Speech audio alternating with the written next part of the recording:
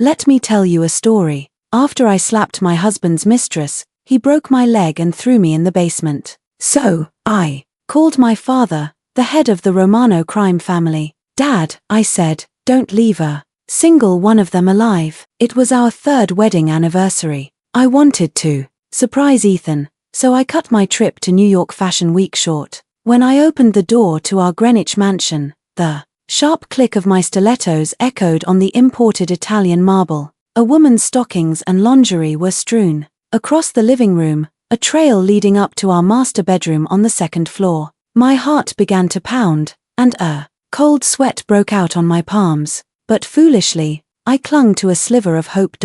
Maybe our housekeeper was just cleaning the room. That hope shattered the moment I heard familiar moans from the bedroom.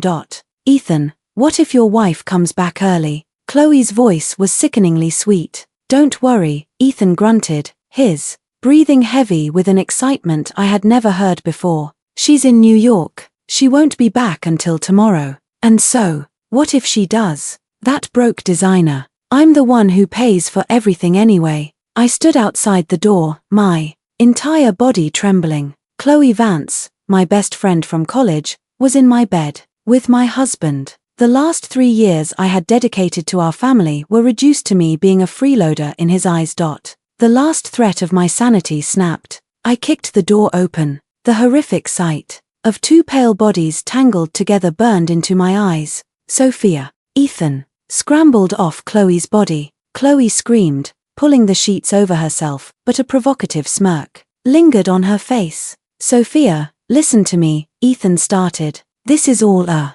misunderstanding. Shut up. I swung my hand at her face with all my strength.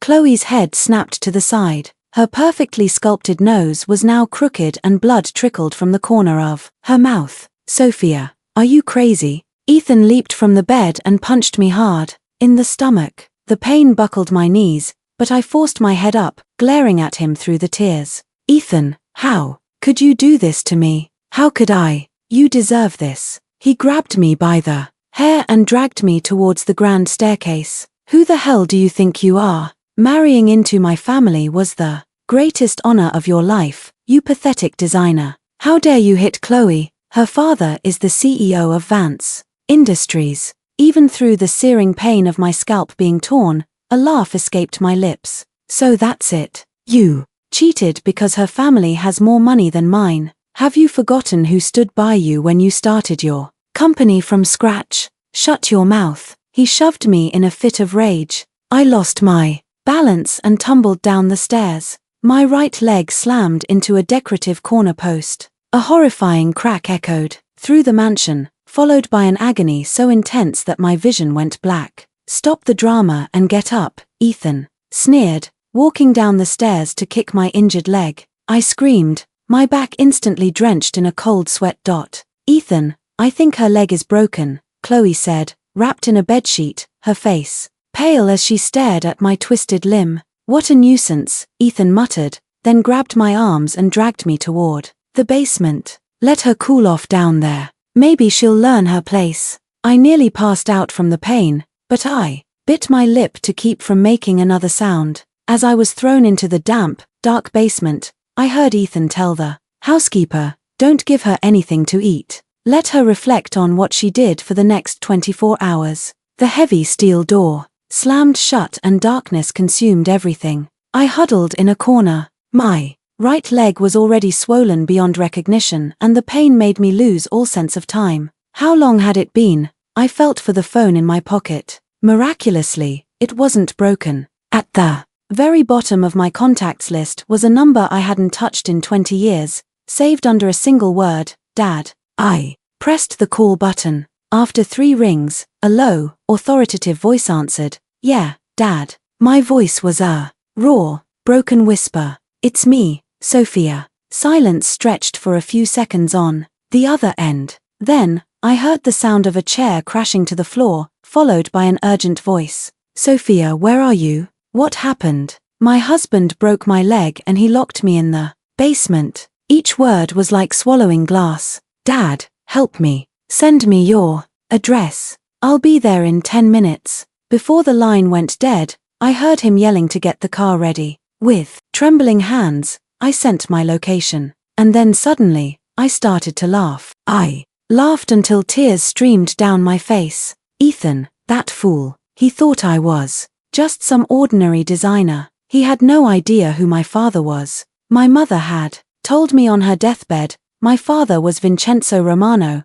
the dawn of the syndicate, a crime family that held sway, not just over New York, but across the country. My mother hadn't wanted me to be part of that life, so she left him and raised me alone. I too had vowed to live without my family's influence, never even telling my father I had gotten married. And what did all that noble pride get me? In less than 10 minutes, I heard frantic footsteps and sounds of a struggle from upstairs. The basement door was kicked open in a single blow. A burly man in a black suit rushed into the blinding light. "Miss Sophia," he said, "I'm Marco. The dawn sent me to get you." He knelt, examining my leg, and his face hardened. "These bastards." As Marco gently lifted me into his arms, I saw two of Ethan's security guards lying unconscious at the top of the stairs. Upstairs, Ethan and Chloe were on their knees, held down by several other men in black suits, their faces masks of terror. "Sophia, who are these people? What are you doing?" Ethan screamed, struggling against his captors. Leaning weakly against Marco's shoulder, I gave him a bloodstained smile. "Let me introduce you. This is my father's right-hand man, and as for who my father is, you'll find out soon enough." Ethan. As Marco carried me towards a limousine waiting outside, I heard Chloe's hysterical shriek. "That's impossible," Sophia said. "Her father died years ago." Inside the car, a middle-aged man with salt and pepper hair was waiting anxiously when he saw my mangled state. A chilling murderous glint appeared in his eyes. "Sophia, Dad will break both of his legs. Leave no one from the Vance family standing." His voice was as cold as ice. As Marco carried me out of the basement, the early summer sun was so bright I had to squint. The excruciating pain from my right leg made me bite my lower lip until I tasted blood. "Just hold on a little longer, Miss Sophia." Marco's voice was calm and steady. The faint scent of gunpowder mixed with his cologne was strangely reassuring. Behind us, Ethan's shouts faded. "This is breaking and entering. I'm calling the police." "Sophia, what kind of monsters have you brought here?" I didn't even bother to look back. Marco's men would handle it. The limousine door opened, and for the first time in 20 years, I came face to face with my father, Vincenzo Romano. He looked much older than I remembered. His hair was grayer, but his hawk-like eyes were as sharp as ever. Those eyes were now fixed on my twisted leg. "Sophia." His voice trembled slightly. He reached for my leg, then stopped his hand midair. "Marco, get us to St. Jude's Medical Center. Tell Dr. Evans to prep an operating room." I was gently placed on the plush leather seat of the luxury sedan. My father propped my leg up with a cushion. He pressed a button, raising the soundproof partition between the front and back seats. "Who did this?" His question was short, his voice like Arctic ice. "My husband, Ethan," I said with a bitter laugh. "I caught him cheating with my friend Chloe Vance. This is what happened." My father's eyes were like the sea before a hurricane, calm on the surface, but concealing a destructive force. He took out his phone and dialed a number. "Get me everything on Ethan Hayes and Chloe Vance." "Yes, the daughter of Richard Vance." "Good. Don't touch them yet. Wait for my orders." Hanging up, he turned to me. "Why didn't you call me sooner? After your mother left, I never stopped looking for you." "Mom didn't want me involved with the syndicate," I said weakly. "I went to design school, got a job at a famous firm. I thought I could live a normal life." A muscle twitched in my father's jaw. "And you ended up with a beast who breaks your legs." I couldn't say anything. The city skyline blurred past the window, just like the last 3 foolish years of my marriage. At the VIP entrance of St. Jude's, a team of doctors was already waiting. Dr. Evans, one of the top orthopedic surgeons in the country, personally pushed my gurney into the elevator. My father held my hand the entire way to the operating room. His hand was rough but warm. The surgery was a success. When I woke up, I was in a hospital suite that looked like a five-star hotel room. My right leg was in a cast elevated by a sling. Outside the window, the glittering city lights stretched to the horizon. My father was sitting on the sofa by my bed, reading through a file. Under the lamplight, his profile looked exceptionally cold and hard. "Dad," I called out softly. He immediately put the file down and came to my side. "How are you feeling?" Dr. Evans said. "The surgery went perfectly, but you'll be off your feet for at least 2 months. "Thank you." I hesitated for a moment, then asked, "Ethan, and the others?" "Marco took care of it," he said, a ruthless glint in his eyes. "Your husband thought we were just some street thugs screaming about pressing charges." I let out a laugh, then winced as the pain flared up. That fool, Ethan. He had no idea who he had crossed. The syndicate wasn't just a gang. It was a shadow power that moved pieces in politics and business across the country. Even high-ranking government officials trod carefully around my father. "Sophia, I want to hear what you think," my father said softly, sitting beside me. "The syndicate's way, Ethan. Hayes would be at the bottom of the Hudson River by now." I closed my eyes. I remembered the day I first met Ethan, 3 years ago. He was a young entrepreneur just starting out. He waited outside my office for a month, begging me to design the logo for his new company. He said my designs had soul. He said he'd never met a woman as special as me. "I'm going to make him feel a pain worse than death," I said, my voice as cold as ice when I opened my eyes. The Hayes family may look like legitimate real estate developers, but they built their fortune on loan sharking and illegal demolitions. I'm going to make Ethan watch it all come crashing down right before his eyes until there is nothing left, just like he did to me. A satisfied smile touched my father's lips. He pulled a thick file from his suit jacket. "Perfect timing. My people just found out the Hayes family is betting everything on a bid for the new East River development project. Their bid is full of inflated numbers." He flipped through the pages pointing to one. "And what's more interesting is that your husband embezzled $3 million of company funds to launder at a casino in Atlantic City. He still hasn't filled that hole." I took the file. My heart started to race. This evidence alone was enough to send Ethan to prison. Enough to make Hayes' construction stock plummet. "Dad, I need time," I said, taking a deep breath. "I'm going to pretend to forgive him. I'll go back to that house and gather more evidence.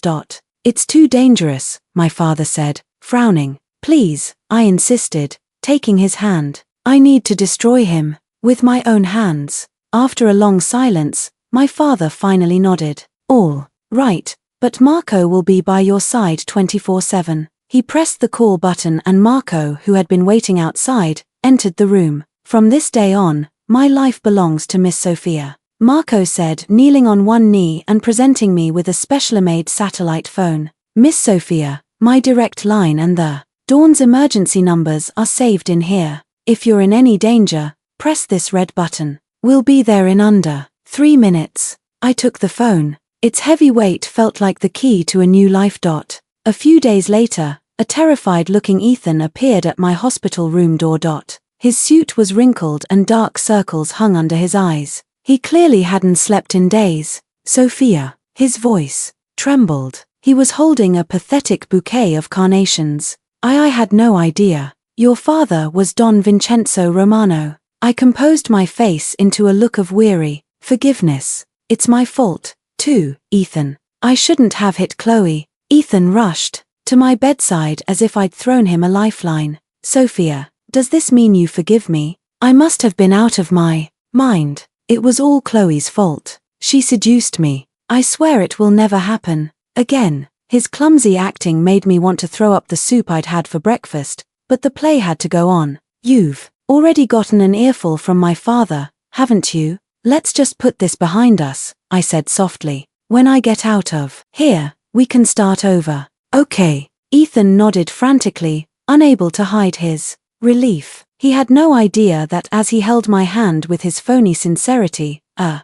hidden camera in the room was recording his every expression. On the day of my discharge, my father sent a motorcade of 10 black Mercedes to escort me back to the Hay mansion. The spectacle was so Over the top it made the local news. Ethan stood at the front door, his face pale as he watched Marco himself push my wheelchair inside. If even a single scratch appears on Miss Sophia, Marco whispered in Ethan's ear, just loud enough for me to hear. The Dawn said he wants to watch you get eaten alive by wild dogs. Ethan's legs trembled, and he looked like he was about to wet himself. Returning to the place I once called home felt disgusting. The bed in our bedroom was especially repulsive. Ethan had changed the sheets, but I could vividly picture him and Chloe writhing on it. Sophia, you should rest. I have an urgent matter at the office, Ethan said, pouring me a glass of water before trying to make a quick exit. Okay, come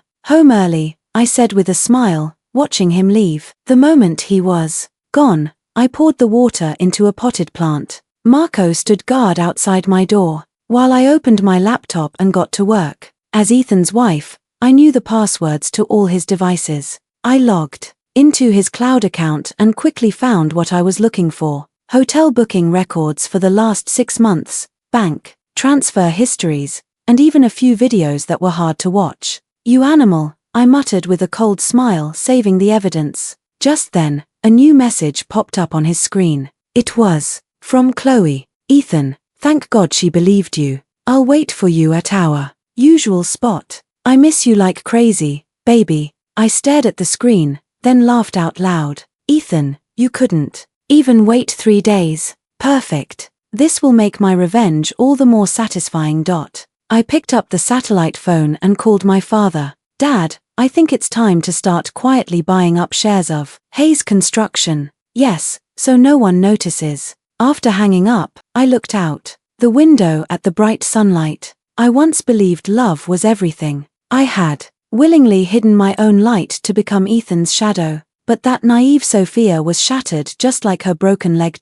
From now on, I would make it perfectly clear to everyone what happens when you cross the daughter of the Romano family. Miss Sophia, are you really going to do this? Marco asked, standing at the door of my walk-in closet with a frown. I adjusted an earring in front of the full-length mirror. The woman in the reflection wore a deep crimson dress, her red lips as vivid as blood. I had traded the cast on my right leg for an intricate metal brace which peeked out from beneath the slit of my dress. Of course, I said, turning to face him. The Hayes family is throwing an anniversary party as the lady of the house. I can't possibly miss it. Marco started to say something, then closed his mouth. In the 2 weeks since I had returned home, I had seemingly reconciled with Ethan. But behind the scenes, using my father's connections, I had already acquired 3% of Hayes Construction stock and was in contact with 2 minority shareholders willing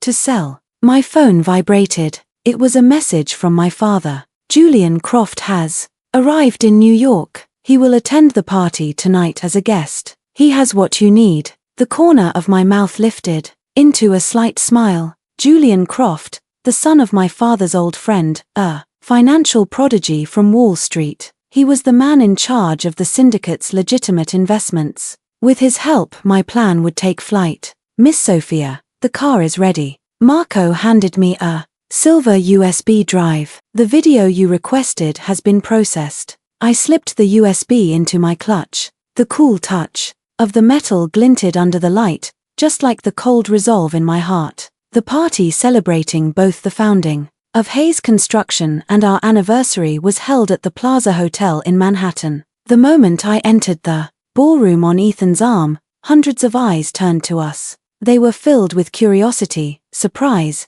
and mostly the eager anticipation of a public spectacle. The scandal of a tycoon's wife exposing her husband's affair with her best friend had spread like wildfire through the city's elite. Sophia, you look stunning tonight, Ethan whispered in my ear. His hot breath on my neck made my stomach churn. I suppressed my disgust and gave him a radiant smile. It's an important night. I can't have you losing face, can I? Ethan breathed a sigh of relief. The gentle, understanding demeanor I had shown for the past 2 weeks, even convincing my father to forgive him, had clearly convinced him that I had forgotten everything. The foolish man. My father-in-law and mother-in-law approached, their faces plastered with awkward smiles. After learning my true identity, the social climbing couple's attitude had done a complete 180. "My dear, how is your leg?" my father-in-law, William Hayes, said, wringing his hands. "Ethan can be so thoughtless. We're so grateful for your understanding." I responded with a smile and scanned the room. I soon spotted Chloe Vance by the champagne tower. She was wearing a white lace dress that made her look like a cheap wedding cake. She shot me a look full of resentment. "I need to go say hello to an old friend," I said, releasing Ethan's arm and making my way towards Chloe, leaning on a cane. Chloe's face went pale, and she instinctively took a step back. "Chloe, it's been a while." My voice was just loud enough for a few people nearby to hear. "White suits you. You look just like the ghost you played in our college play." A few stifled laughs broke out around us. Chloe's face turned from white to a furious red. "Sophia, don't be so smug. Ethan is only with you because he's afraid of your father." I silenced her by placing my index finger on her lips. "Let's not spoil the mood on such an important night."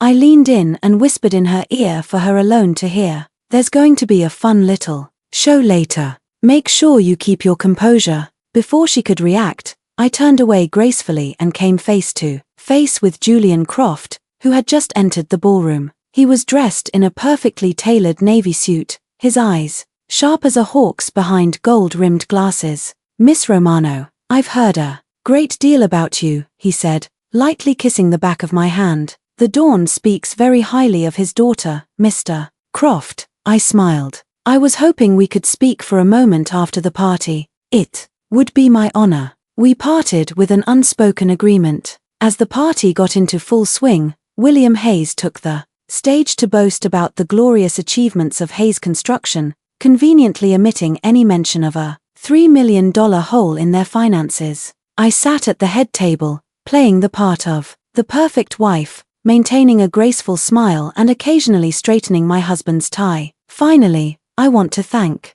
my daughter-in-law Sophia for her understanding and grace," William suddenly announced. "Everyone makes mistakes when they're young. What's important is that the family remains strong. Now, let's all raise a glass to this lovely couple." Everyone raised their glasses. I lowered my head to hide the contempt in my eyes, then looked up with a warm smile. Ethan, seemingly moved, took my hand. "Sophia, I'll spend the rest of my life making it up to you." "You won't need a lifetime," I said softly. "You can start right now." Leaving him with a puzzled look, I took my cane and slowly walked up to the stage, taking the microphone from the MC. "Thank you all for attending our anniversary party despite your busy schedules." My voice was clear and steady. "As the wife in this family, I've prepared a special gift." I gestured towards the lighting booth. The ballroom lights dimmed and a massive screen slowly descended from the ceiling. Ethan's face tensed, a sense of dread dawning on him. "No, Sophia, please don't." He tried to rush the stage to stop me, but Marco appeared behind him, his hand clamping down on Ethan's shoulder like a vice, holding him in place. "Enjoy the show, darling," I said, pressing a button on the remote. The high-definition screen lit up with a crystal-clear video of Ethan and Chloe writhing on my marital bed, complete with graphic audio. A date stamp in the bottom right corner showed it was filmed while I was in the hospital with my broken leg. They couldn't even wait 3 days. The ballroom erupted into chaos. Chloe screamed and ran for the exit, but was blocked by security. My father-in-law's face turned ashen and my mother-in-law fainted on the spot. "But that's just the beginning," I announced, switching the screen. Bank statements and casino surveillance footage appeared. My husband embezzled $3 million of company money to gamble in Atlantic City, which caused the East River Development Project to stall, leaving hundreds of displaced residents on the streets. Finally, I played an audio recording of Ethan on the phone with the head of a demolition crew. "I don't care if 1 or 2 of them die. The important thing is that the site is cleared by tomorrow." The ballroom fell dead silent. I walked step by step towards the ashen-faced Ethan. "For 3 years of our marriage, I secured 7 major projects for you. My designs won awards and raised Hayes Construction stock price by 30%. My voice was quiet,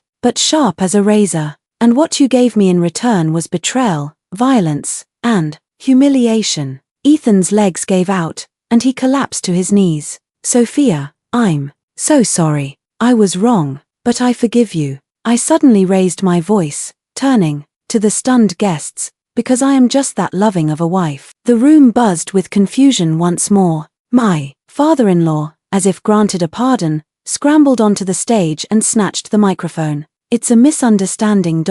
It's all a misunderstanding. As you can see, my daughter-in-law has forgiven my son. Now, everyone, please enjoy the party. I descended from the stage gracefully, walking through a sea of complicated stairs toward the corner, where Julian Croft was waiting. He handed me a glass of champagne, his eyes behind his glasses, shining with admiration, a magnificence. It's just the beginning, I said, taking a sip. Did you bring the files? Julian produced a folder from his briefcase. The complete shareholding structure of Hayes Construction and their real financial statements from the last 3 years. They're much more interesting than what's been made public. I opened the folder. My pupils contracted. The company's actual debt was more than 3 times the reported amount, and a massive sum of money had vanished through a series of shell corporations. This is more than enough for a short sale. More than enough, Julian smiled.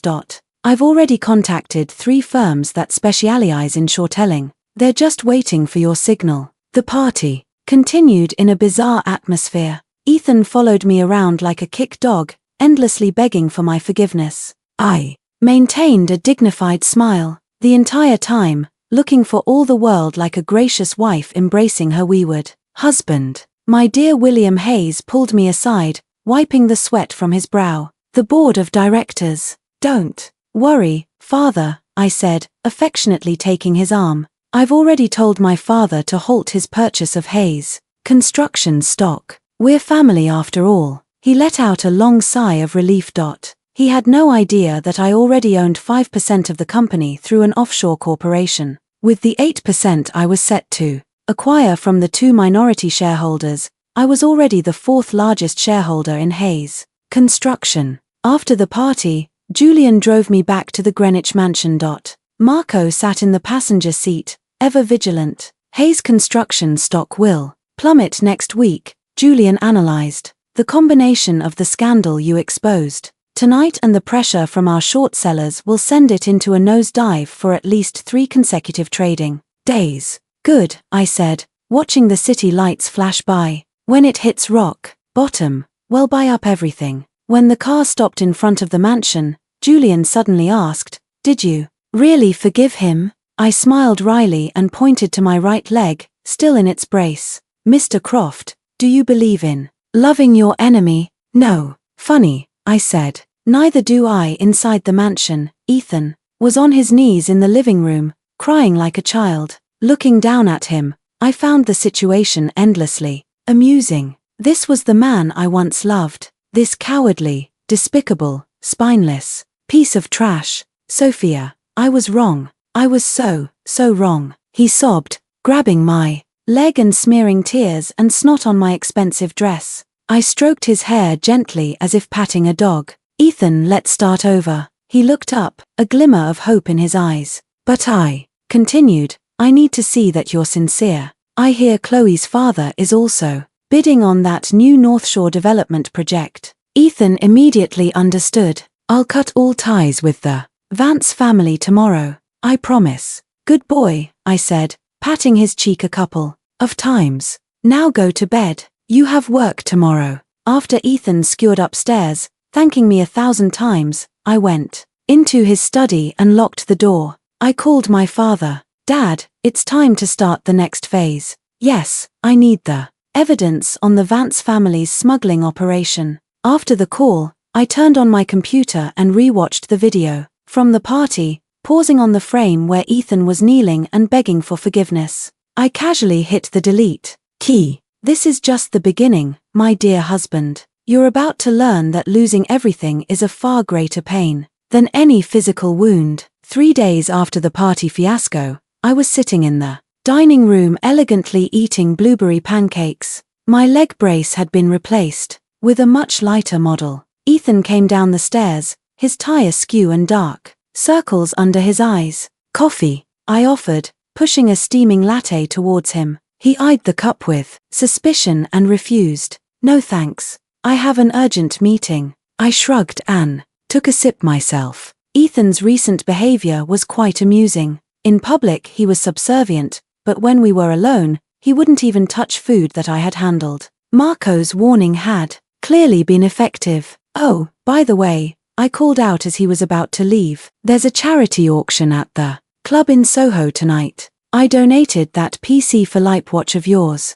You don't mind, right? Ethan's face stiffened. But that watch was my grandfather's. I know. It's a limited edition, I said with a sweet smile, which means it will sell for a much higher price. It's already been announced to the press. Young heir of Hayes Construction donates family heirloom to help the less fortunate. It's great PR. He clenched and unclenched his fists, then forced a smile that was more like a grimace. Of course, I don't mind. As I watched him flee, I checked the security camera feed on my phone. The moment Ethan got into his car, he was frantically making a call. 10-1, he was complaining to Chloe. Though they had supposedly cut ties after the party, they were clearly still in contact. My phone vibrated. It was a message from Julian. Short sellers are ready. Hayes Construction stock hit limit down at market open this morning. A satisfied smile spread across my face.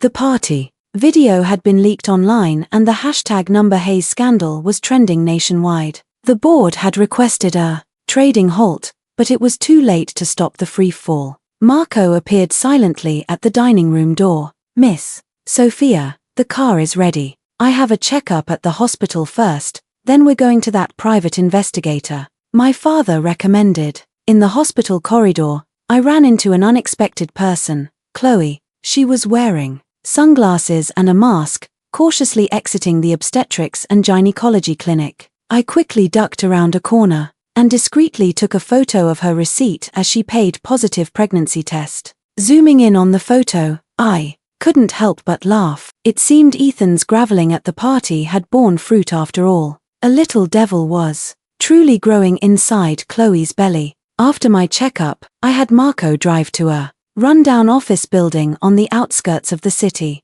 The elevator took us to the top floor. The doors opened to an office crammed with electronic equipment. A skinny man in a plaid shirt was staring intently at 6 monitors simultaneously. Miss Sophia, they call me Kay, he said without turning around. I've got everything the Dawn asked me to find right here. Kay played several surveillance videos. They showed Ethan and Chloe enjoying a rendezvous at a motel on the edge of town just yesterday afternoon. And here's something more interesting. Kay switched screens. Now it showed Chloe's father, Richard Vance, and Ethan's father, William Hayes, meeting secretly at an exclusive cigar lounge. They meet here regularly on the 15th of every month, have been for at least 5 years. My eyes narrowed. Can you record their conversation? That's difficult, Kay said, scratching his head. That place has military-grade security. Use this. I took a fountain pen from my purse, a gift from my father. Next time they meet, bribe a waiter to plant this on Richard Vance. Kay took the pen, his eyes lighting up.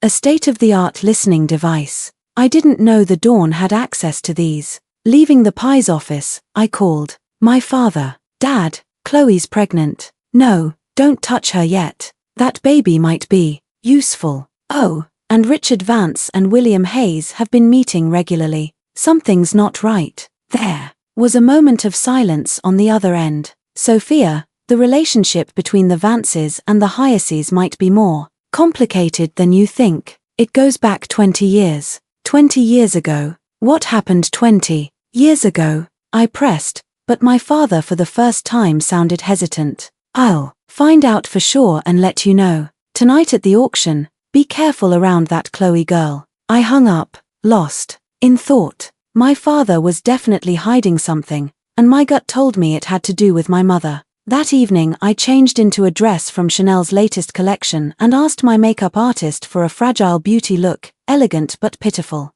Marco presented me with a jewelry box from the Dawn. Inside lay a diamond necklace with a rare black pearl at its center. I remembered seeing this necklace in a photograph of my mother. When we arrived at the club, Marco asked, "Miss Sophia, shall I accompany you inside?" "No, you wait in the car." I toyed with the black pearl at my throat. "I can handle tonight's performance on my own." The charity auction at the exclusive social club was always a major event for the city's elite. The moment I entered, the noisy hall fell silent. Soon, whispers erupted from all corners. "That's the Hayes construction daughter-in-law. I heard her father runs the entire East Coast underworld. That Ethan Hayes must be blind, throwing her over for someone like Chloe Vance." I pretended not to hear and walked to my reserved seat at the front. As soon as I sat down, a heavy perfume assaulted my nostrils.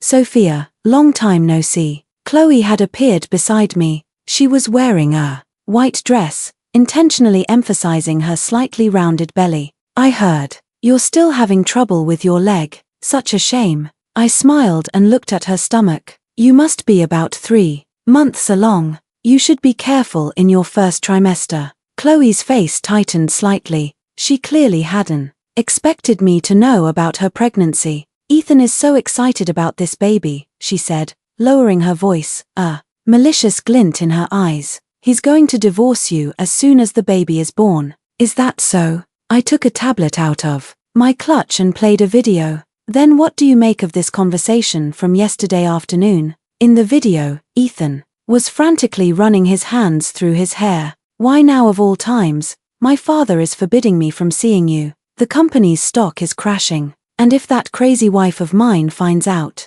I'm still talking to you. I'm finished." Chloe's face turned ashen. "You, how did you didn't even bother to close the curtains in room 308 of that motel." I sighed. "If you're going to cheat, at least cover the basics, my friend." The other guests couldn't hear our conversation, but Chloe's near fainting state was drawing plenty of attention. I stood up and deliberately raised my voice. "Chloe, you look so pale. Should I call a doctor? Especially with the baby on the way." "What? Chloe Vance is pregnant. It must be Ethan Hayes' baby. How shameless can you be?" The murmurs grew into a wave of gossip. Flustered, Chloe tripped on the hem of her dress and fell spectacularly in front of everyone. As she scrambled to her feet, a dark red stain was spreading across her white dress. "Ah, my baby," she shrieked hysterically. I watched the scene with cold eyes, then calmly dialed 911. Tonight's performance was turning out to be far more interesting than I had planned. Not only had Chloe humiliated herself in public, but she had also announced her own pregnancy. The gossip columnists would have a field day tomorrow. Before the ambulance arrived, I even made a point of calling Ethan for Chloe's sake. His first reaction upon hearing his mistress had miscarried was surprisingly, "Damn it, now my father's going to kill me." Hearing that, Chloe fainted. I never made it to the auction. When I returned to the mansion, Ethan was in his study, smashing things like a madman. The moment he saw me, he lunged, his eyes bloodshot. "What did you do to her?" "Me?" I blinked innocently. "Everyone saw it. She tripped and fell all by herself. You, on the other hand, those words you said in the motel were very moving." Ethan froze as if struck by lightning. You were spying on me. "That's not important," I said, sitting down gracefully. "What's important is that I've decided to help you two get together. Let's get a divorce." I tossed the word out lightly. "I'm sick and tired of this sham of a marriage." A flicker of relief crossed Ethan's eyes, quickly replaced by suspicion. "What are your terms? For old time's sake, I'll only take what I'm owed." I spread out the papers I had prepared. "This house is mine and I want 5% of your company shares." "That's insane." Ethan shot up. "Do you have any idea this house is worth $10 million? And forget about the shares." I sighed and pulled a stack of photos from a drawer. "Then I guess these photos will be sent to every news outlet tomorrow morning." The photos showed Ethan not only with Chloe, but with at least 3 other women. More damningly, there were pictures of him gambling in Atlantic City, hobnobbing with local mobsters. You, Ethan's face turned a deathly grey. "I'll give you 3 days. Think it over," I said, collecting the photos. "Oh, and by the way, Chloe may have lost the baby, but I'm sure your father is relieved. He hates the Vance family, doesn't he?" Ethan's head snapped up. "How do you know my father hates the Vances?" "A lucky guess." I smiled. "Why else would he forbid you from seeing Chloe?" Ethan stared at me with suspicion, then stormed out of the room. I immediately called Kay, the investigator. "I need you to dig into the relationship between William Hayes and Richard Vance. Focus on 20 years ago. After hanging up, I checked my computer for the day's harvest. According to Chloe's medical records, not only had she miscarried, but the trauma had damaged her uterus, making future pregnancies unlikely. An unexpected bonus. My phone vibrated. It was a recording from my father. I put in my earbuds. Richard Vance's furious voice filled my ears. "William, have you forgotten what happened 20 years ago? If I hadn't taken care of that body for you." The recording cut off abruptly, but it was enough to send a chill down my spine. William was my father-in-law. The word body made my blood run cold. A text from my father arrived a moment later. "Sophia, come see me tomorrow. There are things I need to tell you." I stared at the phone screen, my heart pounding. What happened 20 years ago? Whose body was it? And could it be connected to my mother's sudden death? Outside, a flash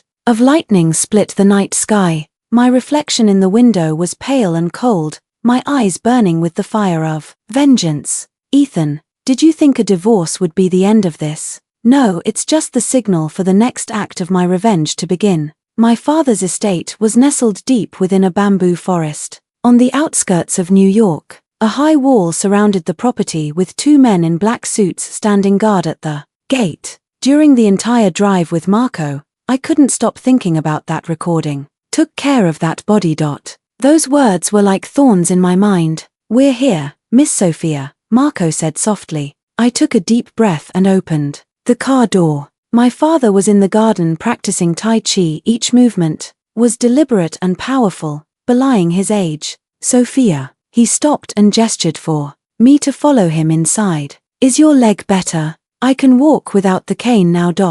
I followed him into his study. The rich scent of cigars and old leather filled the air. The room was exactly as I remembered it, right down to the celadon vase my mother had cherished, still in its place. My father retrieved a yellowed envelope from his safe, his expression heavy. 25 years ago, when your mother left me, she was already pregnant with you." "I know," I nodded. "But you don't know why she left." He pushed a faded photograph across the desk towards me. "Look at this man." In the photo, a younger William Hayes stood with a stranger in front of a construction site. They were holding champagne glasses and a banner in the background read "Breaking Ceremony for Hayes Construction." The stranger had his arm around William's shoulder, smiling broadly. "Who is this?" I frowned.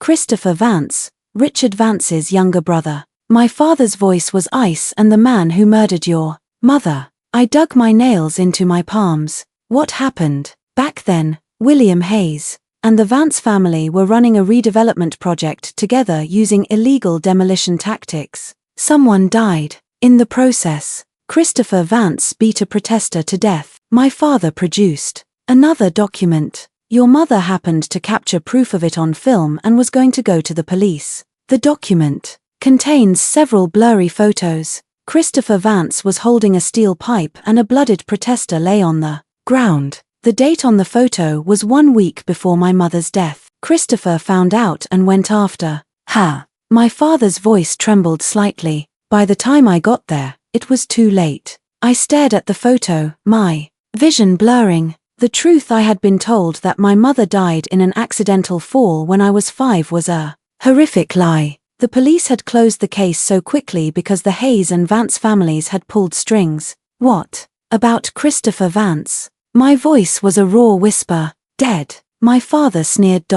"Died in a car accident 3 days after the funeral." I looked up sharply and the look in my father's eyes told me it was no accident. "William Hayes and Richard Vance covered everything up," my father said, gathering the documents. I've been collecting evidence for years, but their roots in politics and business run too deep. Until you married Ethan Hayes, I finally understood my father's silence. You were waiting for me to find out the truth. I didn't want you to be blinded by revenge, he sighed. But now you have your own reasons to seek it. I stood up and walked to the window. The bamboo forest swayed in the wind, sounding like the whispers of 1,000 ghosts. My gentle mother, who had taught me to paint, had met such a brutal end. Dad, they have to pay the price in blood, I said, turning back to him, my voice strangely calm. Not just Ethan, but the entire Hayes and Vance families. A look of satisfaction crossed my father's eyes.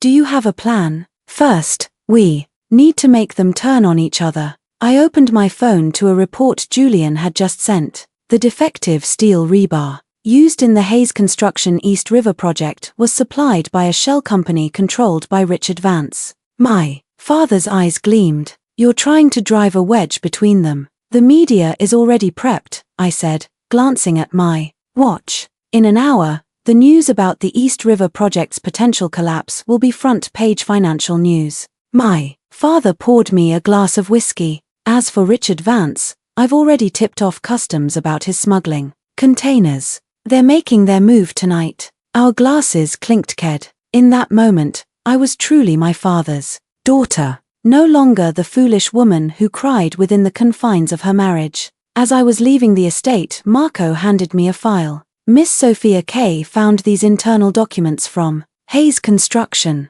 I skimmed through the confidential files, a smile playing on my lips. Ethan's embezzlement was far worse than I had thought. He hadn't just lost money gambling, he had forged board meeting minutes to secretly mortgage the company's core assets. Marco, change of plans. Take me to the Hayes Construction headquarters, I said suddenly. It's time to pay my dear husband a visit. In the top-floor boardroom of the Hayes Construction building, an emergency board meeting was underway. Through a secretary loyal to my father, I was getting a live feed of the meeting. The East River collapse is an accident. The media is exaggerating. I could hear Ethan's frantic voice through my earpiece. The most urgent thing now is to stabilize the stock price. Mr. Hayes, the problem isn't just the media, came an older man's voice. It was Mr. Chen, a veteran board member. The safety inspection report just came in. All the materials failed.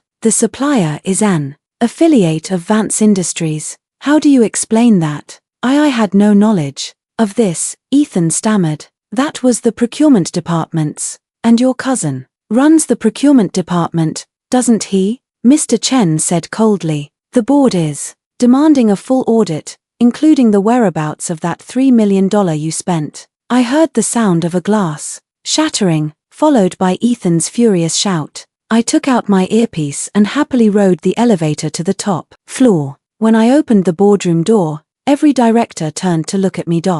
Ethan was standing at the head of the table, his face ashen, his tie crooked. He looked like a defeated rooster. I apologize for the interruption, I said with a smile, walking towards an empty seat. It was a seat my father had secured for me through his shell company's shares. As a major shareholder, I'd like to hear how you plan to handle the East River project. Ethan's eyes widened as if they would pop out of his head. How did you, Mrs. Hayes? You may not be aware, Mr. Chen said, standing to greet me, but our initial investigation suggests this was caused by faulty materials, and the supplier is closely linked to Vance Industries. Oh, what a coincidence, I said, feigning surprise. My father just received a tip that customs is raiding a Vance Industries smuggling warehouse tonight. The boardroom descended into chaos. The directors whispered amongst themselves, some already pulling out their phones. Ethan's face was grey. He knew better than anyone about the dirty deals between his company and Vance Industries. Gentlemen, I raised my voice. I propose we form an independent investigation committee to thoroughly examine all transactions between our company and Vance Industries.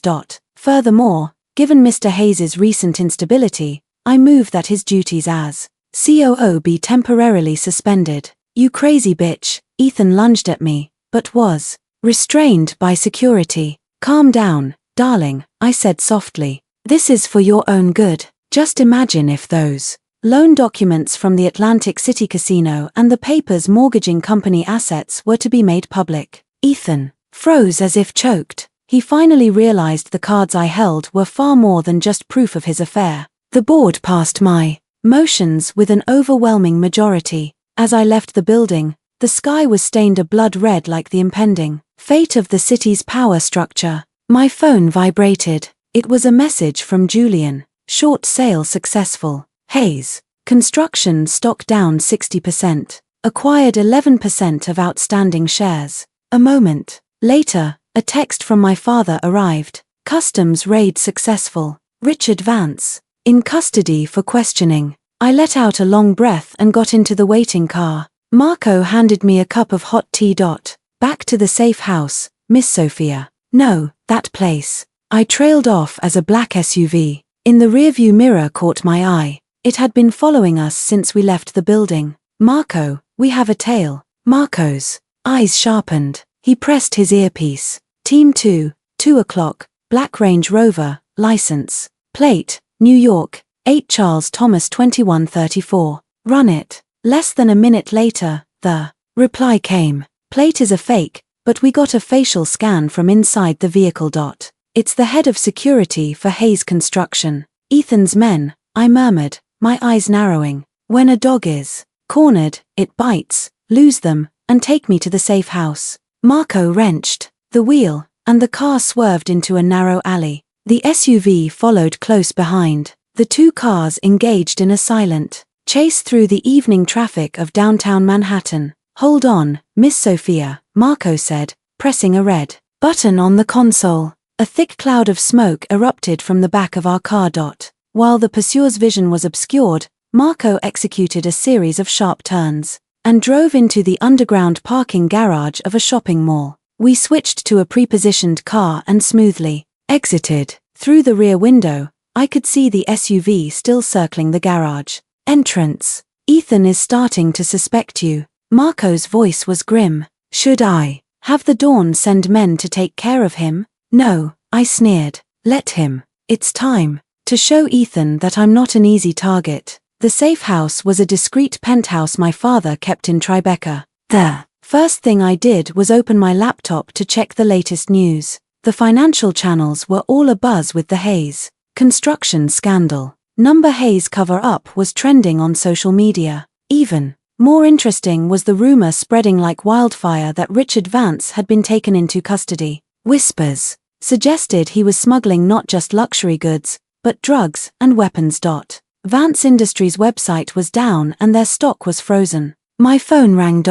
It was Ethan. I let it ring 10 times before answering. Sophia, this was you, wasn't it? His voice was broken from the background noise. He was in a bar. I don't know what you're talking about, darling, I said, putting him on speakerphone as I continued to review documents. Don't play dumb. The board meeting, the stock price, the Vances. This is all you're doing. What the hell do you want? He screamed hysterically. I want to know what it feels like to lose everything. My voice was as light as a feather, just like you made me feel. There was a moment of silence, then the sound of shattering glass, followed by Ethan's roar. You just wait, you evil. I'm going to make you suffer a fate worse than death. The line went dead. I shook my head and called Julian.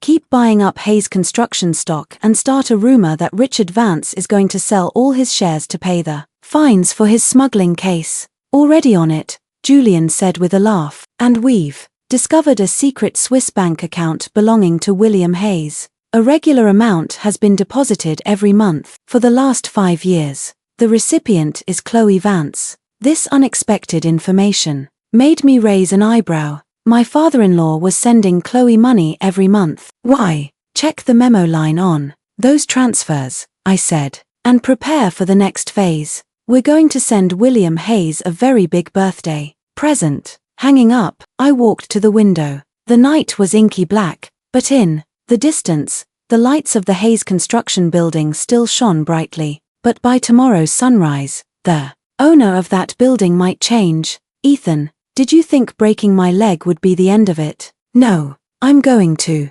break the very backbone of your entire family. The night before William Hayes's 60th birthday party, I was in my dressing room trying on a champagne-colored gown that beautifully accentuated my waist. The scar on my right leg was now just a faint line. Marco knocked and entered, holding a velvet jewelry box. From the dawn, he said it would go well with your dress tomorrow. Inside was a diamond necklace. At its center was a rare red diamond, glowing like a drop of blood. I recognized this gem. It was my mother's favorite. Where is my father? I touched the red diamond. It was cold as ice. He is waiting for you in the study. Mr. Croft is also there. I threw on a robe and walked barefoot to the study. When I opened the door, my father and Julian were discussing something over a set of architectural blueprints. Julian was in a crisp suit, his eyes sharp behind his gold-rimmed glasses. He gave a slight nod as I entered.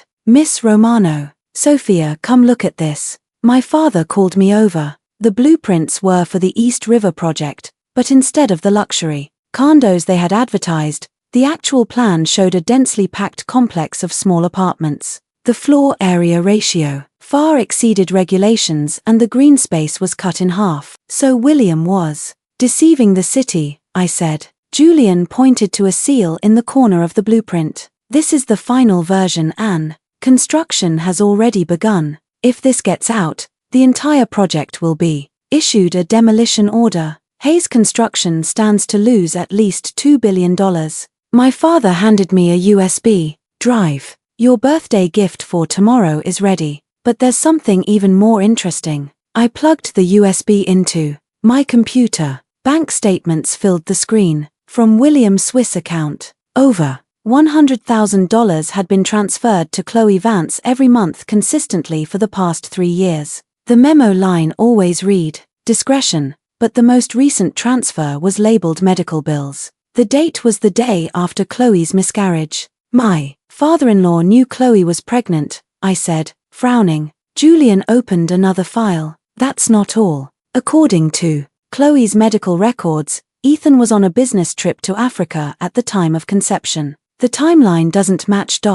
My eyes widened. Then the child was. What's more interesting, Julian adjusted his glasses, is that William Hayes knew all of this and still helped Chloe hide the truth. My father sneered. The relationship between William and Chloe might not be as simple as a father-in-law and his daughter's friend. The information made my stomach turn. The Hayes family was even filthier than I had imagined. The press will all be at the party tomorrow, I said, closing my laptop. It's time to give the Hayes family a gift they'll never forget. The next day, the Hayes mansion was lavishly decorated with a line of luxury cars. Pulling into the driveway, I entered the party on Ethan's arm, playing the part of a loving wife. Since his suspension, Ethan had become noticeably subdued, like a dog with its tail between its legs. He couldn't even look me in the eye. My dear, you're here. William greeted me with a broad smile. His eyes lingered for a moment on the red diamond necklace at my throat,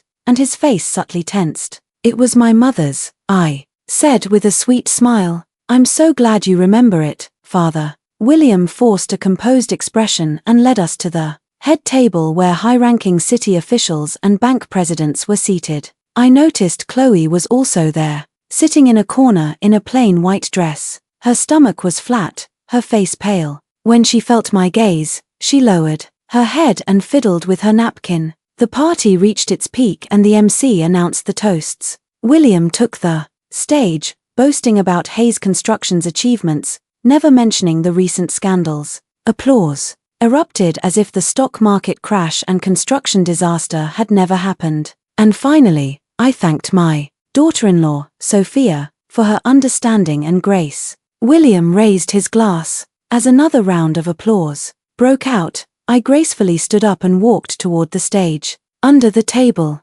Ethan desperately tugged at my dress, but I easily sidestepped him. You're too kind, Father, I said, taking the microphone. As the daughter-in-law of this family, I've prepared a special birthday present for you. I gave Julian a nod. He operated his laptop, and the large screen in the ballroom descended. William's face tightened, a sense of foreboding in his eyes. First, Let's take a look at the actual blueprints for the East River project. I pressed the remote and a murmur went through the crowd. The real plans were a world away from the advertisements. Several city officials pulled on the spot. "Mr. Hayes, what is the meaning of this?" shouted the director of city planning, leaping to his feet. "It's a misunderstanding. All a misunderstanding.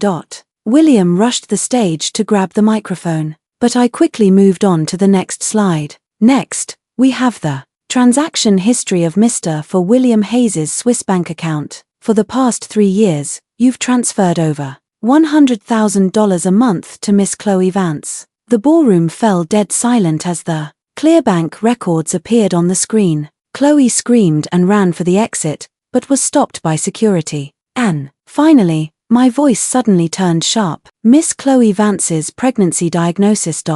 If you calculate the date of conception, my husband was on a business trip in Africa. That's a lie. Ethan shot up from his seat. I also have the DNA test results right here, I said calmly, displaying the final slide. Darling, the results say the child was my child. The ballroom exploded as if a bomb had gone off. Ethan, like an enraged lion, tried to rush the stage, but was restrained by Marco. William, his face ashen, dropped his champagne glass. "But there's something even more interesting," I said, playing an audio file. In the recording, William was telling Chloe, "You have the baby. We'll make Ethan accept it as his own. The Hayes family needs this child to secure the Vance inheritance." Hearing this, Ethan turned and punched his father in the face. The situation devolved into complete chaos. The board members left. The bankers tore up their loan agreements, and the reporters snapped photos furiously.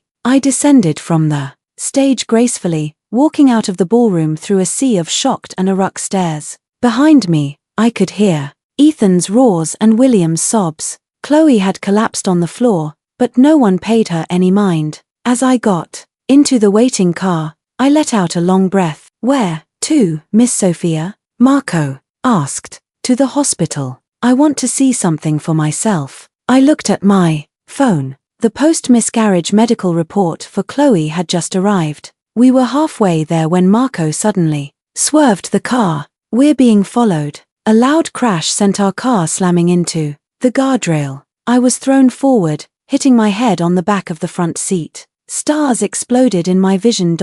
Through the rear window, I saw a black unmarked SUV hurtling towards us. "Get down!" Marco yelled, pushing my head down. The SUV crashed into us again, this time hitting the passenger door. In that instant, 2 motorcycles roared onto the scene, their riders firing at the SUV's tires. The SUV lost control, flipped several times, and crashed into the guardrail. "There from the dawn," Marco said, quickly reversing the car and speeding away from the scene. "Ah, you all right?" I touched the growing lump on my forehead and gave a cold smile. Ethan must be truly desperate.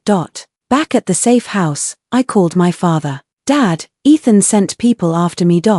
No, I'm fine. I handled it." After the call, I checked the security footage from the Hayes mansion. As expected, Ethan and Chloe were having a violent argument. "This is all your fault. Now, that knows everything. We're finished." Ethan screamed. Chloe sneered back. "Your father didn't seem to think so when he was sleeping with me. All you Hayes men are the same." "Shut up." Ethan lunged and began to choke her. "I could kill you." Chloe struggled, then grabbed a fruit knife from the table and slashed Ethan across the face. He screamed and let go, and she used the chance to flee the room. I turned off the feed, lost in thought. This dogfight was more entertaining than I'd anticipated. Just then, Julian called. "Sophia, the emergency board meeting is over. Ethan has been officially fired and William Hayes was admitted to the hospital with a heart attack, and the stock hit limit down again," Julian said with a light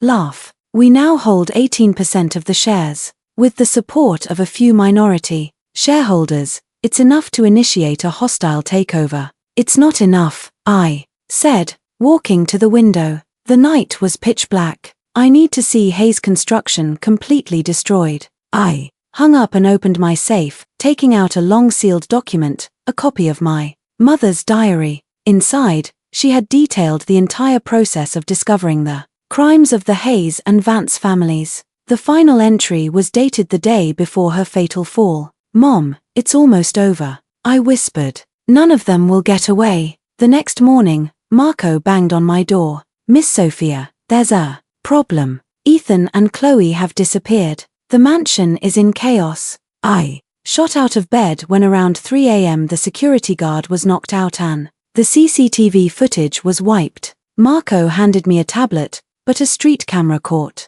them being forced into a silver van. In the grainy footage, Ethan and Chloe were being dragged into the vehicle by men in black. It didn't look voluntary. "Those aren't our men." I frowned. "Run the plates. They're fake." Marco shook his head, but the van was heading towards the docks. I immediately called my father, but a stranger's voice answered, "Miss Romano, if you want to see your father and your husband again, come to the warehouse at Pier 3 alone. Otherwise," Ethan's desperate screams echoed through the phone. The abandoned warehouse at Pier 3. The salty sea breeze carried a fishy stench. I stood in the darkness, my hand on the small pistol hidden in my sleeve. The cool metal was a small comfort. Marco and 6 of my men were positioned around the perimeter, ready to move in. "Reckon complete, Miss Sophia." Marco's voice came through my earpiece. 2 guards at the front door,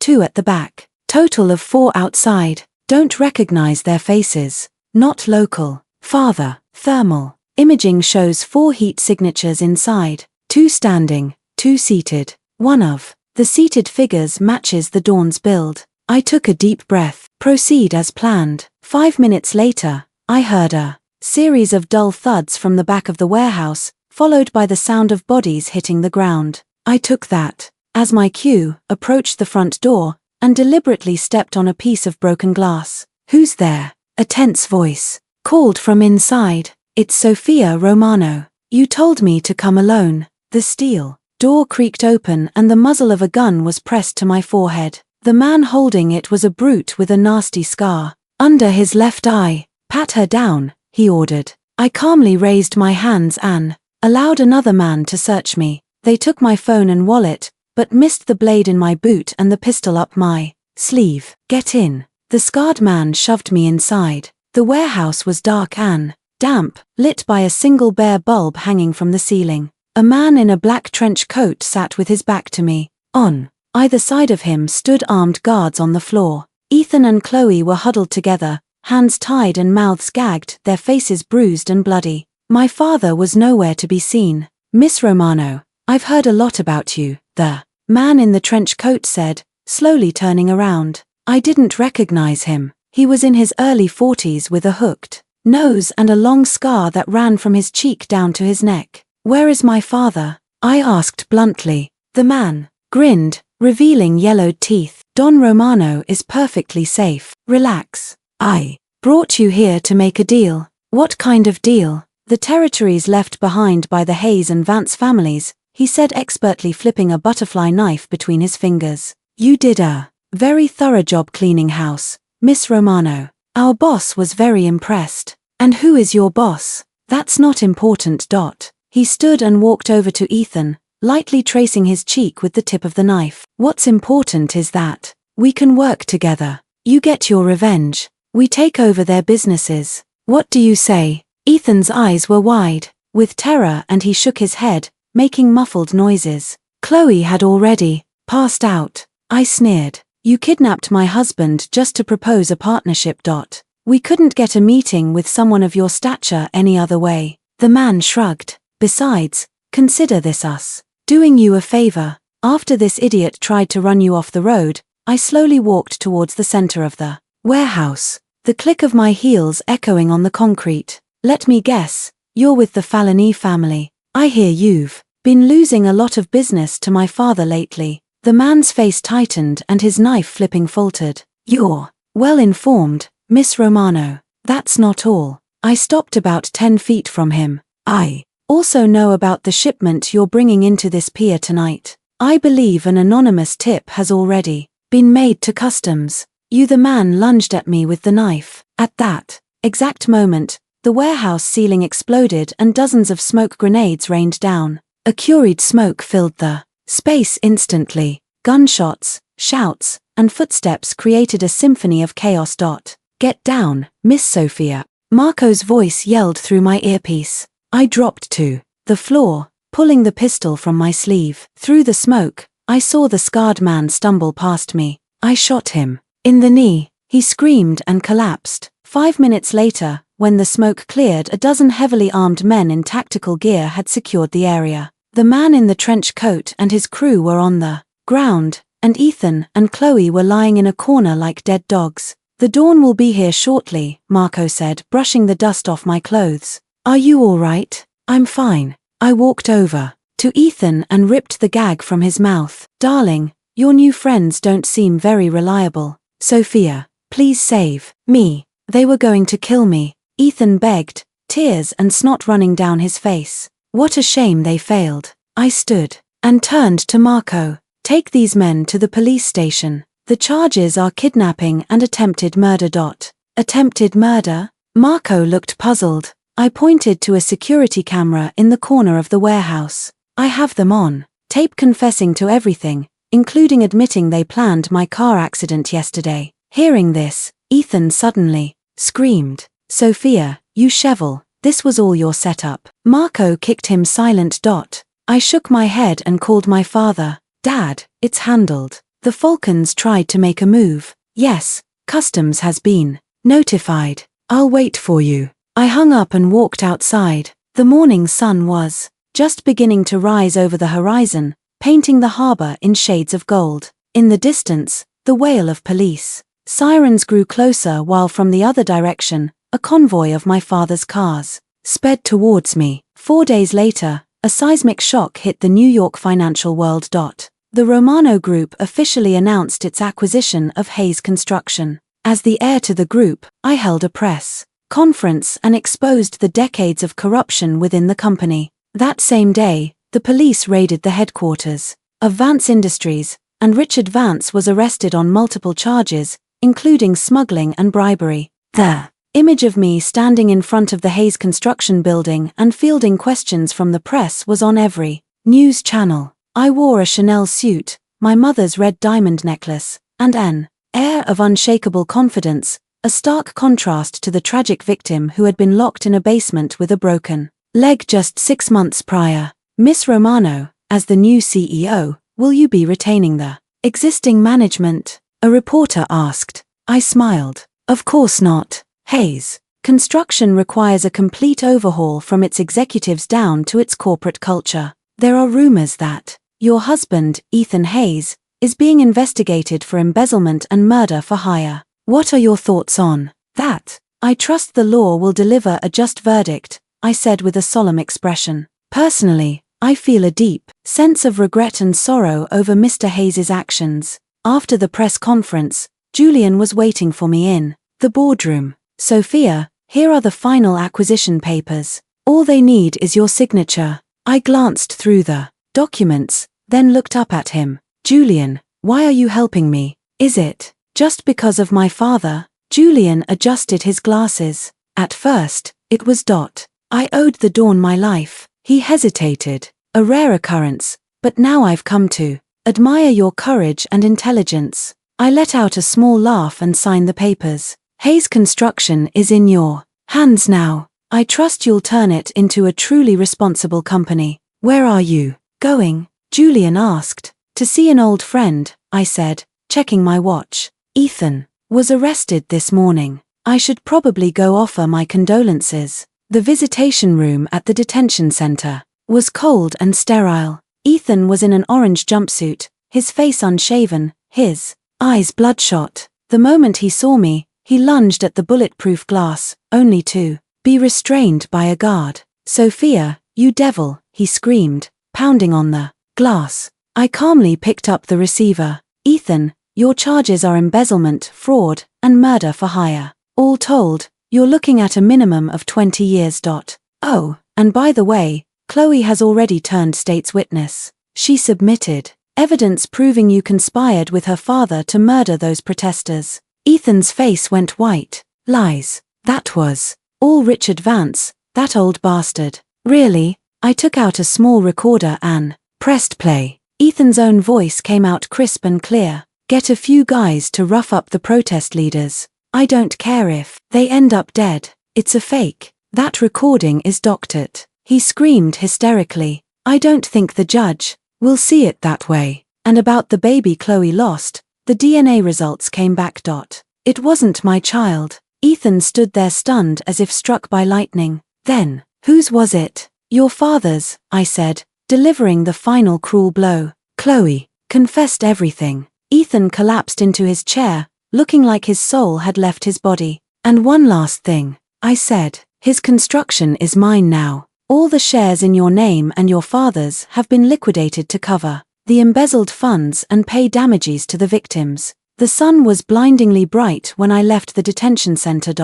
Marco was waiting by the car. Miss Sophia, the Dawn requests your presence at the estate. He says there is an important matter to discuss. All right. I got into the car. In just 6 months, I had gone from a victim of domestic abuse to the heir of a multi-billion-dollar organization. The thrill of revenge was slowly fading, replaced by a sense of emptiness. Are you watching, Mom? The people who hurt you have all paid the price. My phone vibrated. It was a message from Julian. News just in.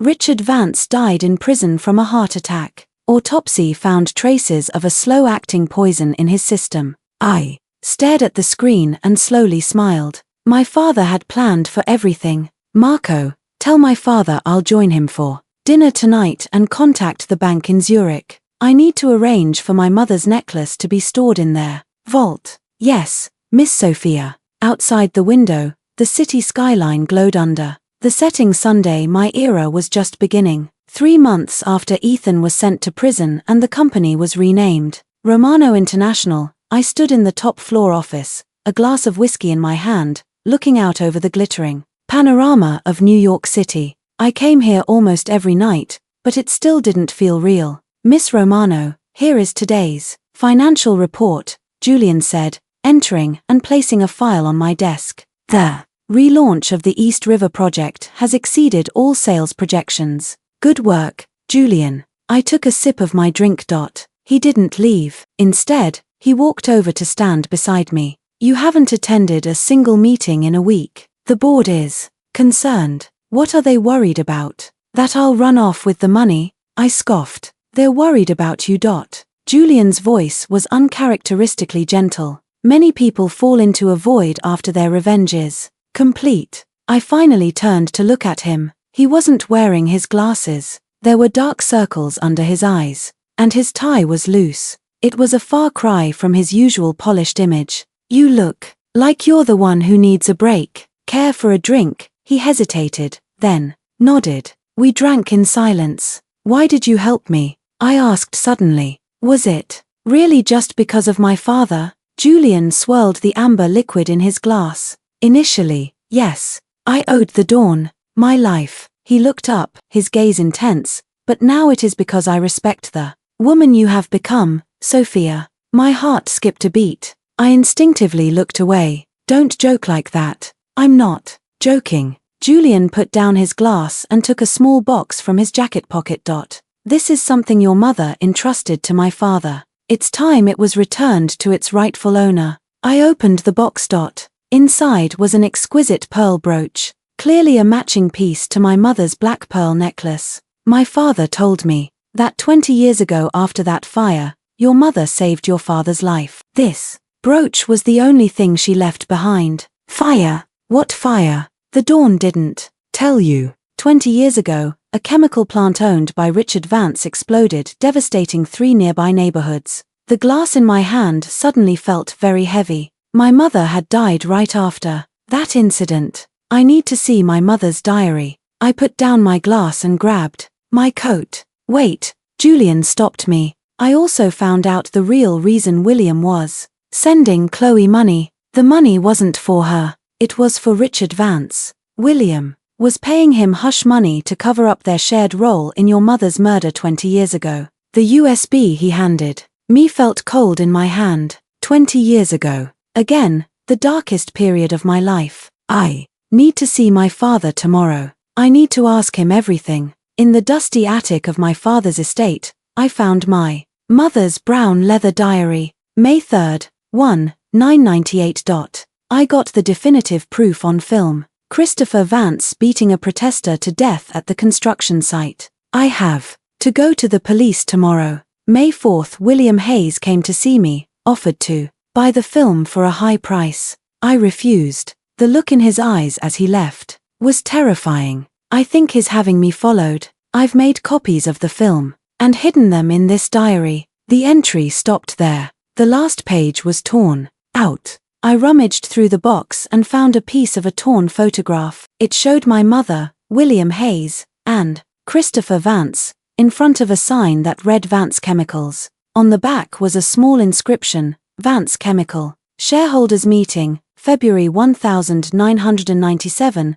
and a name, Eleanor Dawson. My mother's surname was Davis. My father's was Romano. Who was Eleanor? Could my mother have been a shareholder? Just then, Marco called. Miss Sophia, the Dawn has been hospitalized. It's a heart attack. In the hospital corridor, the red light above the operating room door stayed lit. It had been 3 hours since my father went in. What happened? I don't know. He was meeting with the heads of the Falcone family when he suddenly collapsed. One of the old capos told me, Miss Sophia, there is something the Dawn has hidden from you. That fire 20 years ago, it was meant for him.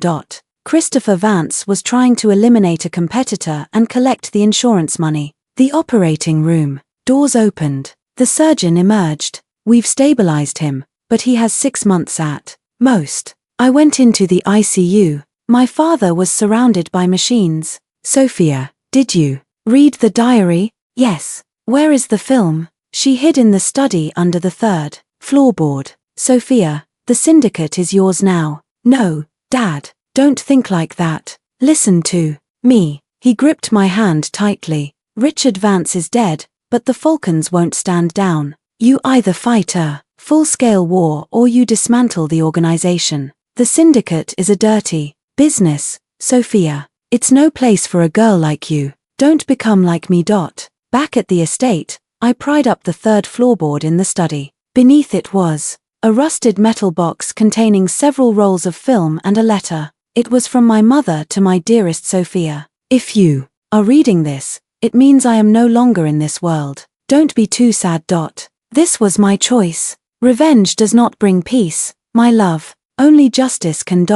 Forever loving you, Mom. I sank to the floor, sobbing. A message from Julian arrived. I found it. Your mother's death wasn't a fall. She was strangled and then thrown from the roof. The next morning, I summoned the organization's capos to my office. You all know my father's condition. I want to hear your thoughts on the future of the family. One of the oldest, a man named S, spoke up. By the rules, you are the heir, Miss Sophia, but we are in a time of crisis. With the Falcons watching our every move, we need a strong leader. You're saying I'm not strong enough. No disrespect, miss, but this business is different from the corporate world. I see. I pressed a button on my desk.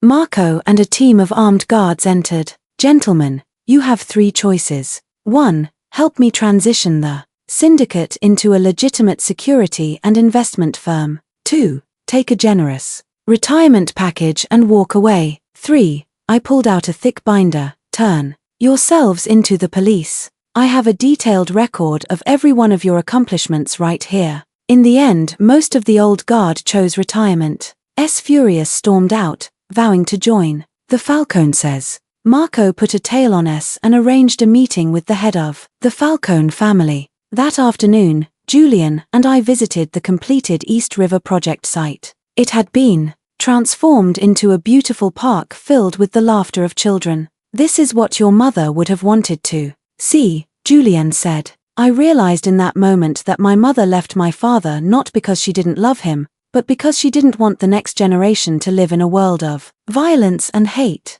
Sophia. Julian suddenly knelt on one knee, pulling a ring from his pocket. I know this is sudden, but I want to be with you formally. Give me some time, I said, my eyes welling up as I touched his cheek. After I settle things with my father and the family, I'll wait as long as it takes, he said, standing and pulling me into a gentle embrace. A few days later, my father underwent heart surgery. It was a success. That afternoon, I met the Falani boss, Gianni, at a neutral hotel. The syndicate is dissolving. We are transitioning to a legitimate security firm. I will cede some of the old Vance territories to you. On one condition, you get out of all illegal businesses. After a tense negotiation, Gianni agreed.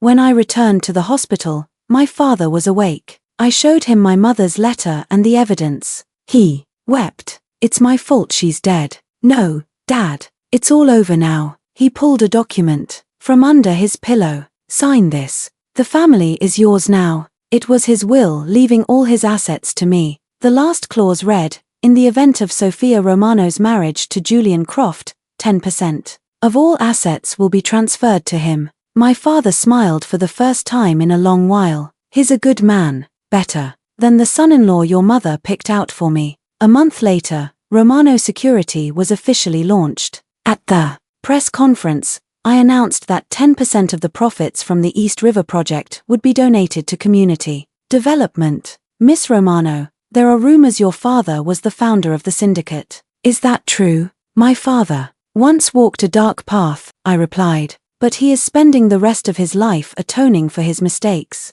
Romano Security will offer a second chance to all those who, like him, wish to start a new. After the press conference, Julian took me to the new park at the East River site. Sophia, there's something I've been wanting to ask you. He knelt, holding out an old diamond ring. This was my grandmother's. She told me to give it to the woman who could help me end our family's painful history. I thought of my mother's letter. Revenge does not bring peace. Only justice can. Yes, I whispered, but on one condition. I want to turn the top floor of the Romano International building into a children's library named after my mother. Julian slipped the ring on my finger and kissed my hand. Of course, at our wedding, my father walked me down the aisle. At the end of the aisle, Julian waited for me, his eyes full of love. I had tied my mother's black pearl brooch to my bouquet. On our honeymoon, I whispered to Julian, I think I'm pregnant. If it's a girl, I want to name her Lily after my mother. Julian held me tight. Thank you, Sophia, for breaking this endless cycle of hate. In the distance, the dawn of a new day was breaking. My mother's pearls shone under the starlight like a final period at the end of a long sentence and the beginning of a new.